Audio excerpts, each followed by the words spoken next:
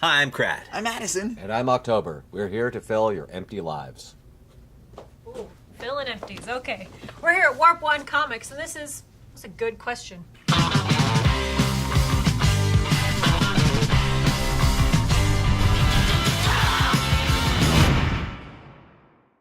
Today we're talking about religion, so keep it clean in the comments. Boys? To illustrate our discussion on religion, I have another item for show and tell. This is another artifact from my collection of occult ephemera. In this case, the chest of a Cthulhu Cultist. Now, Cthulhu cults are very popular, springing up all across the world in times of trouble and strife, and the worshippers of Cthulhu are no different than any other adherents of a religion. They have certain paraphernalia that they use in their worship activities. We'll just open it up here. As you can see, the typical worshipper of Cthulhu would go nowhere without their sacrificial dagger. It's pommel carved into a representation of their dark god. And, like other religions, worshippers of Cthulhu have religious texts. Unlike other religions, however, Cthulhu worshippers scribe theirs onto pieces of human skin, which are tanned for preservation. Here we can see what looks like some sort of star map, and here a small bit of Rillian text. Now, the worshippers of Cthulhu are fairly secretive about their worship activities. I came across this thanks to Professor Jason McKittrick of the Cryptocurium in New Jersey, United States. He made this available to me through the magic of eBay. Other things in this chest include a small idol of Cthulhu himself.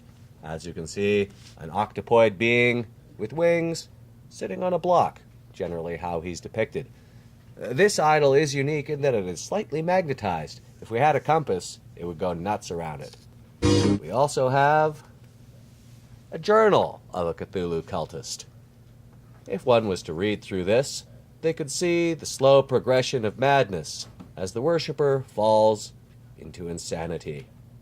We have various rituals, sigils, some etchings, rubbings, probably from some kind of blasphemous bas-relief, and it gets slowly more and more insane. And, as is the case with most things Lovecraftian, it does not end well. Finally, within a secret chamber, we see this curious artifact. What is believed to be a small biological sample, perhaps from a star spawn of Cthulhu. There's no way of knowing without opening it, and that would probably destroy the world. Well, that was horrifyingly informative. I guess now it's time for our good question of the day. Okay. So, today's good question is, if you were to choose a supernatural being to worship, how do you choose one that's right for you? That's a good question. Very good question. Yeah.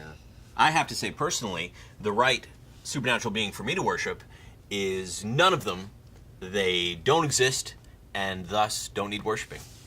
I almost agree, because the person who I worship would not exist unless 5 kids with different rings put their powers together, and then I can say, Captain Planet, you are my god. Because Captain Planet can do a lot of great stuff, and he doesn't even mind he's got a mullet.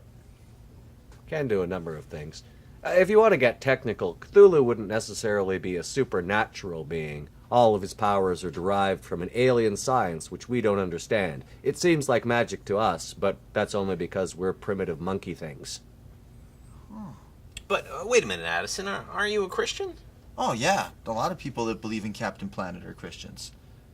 Beautiful conclusions. Fun fact, if Joss Whedon had written the Bible, the women would have been a little more balanced and accurate.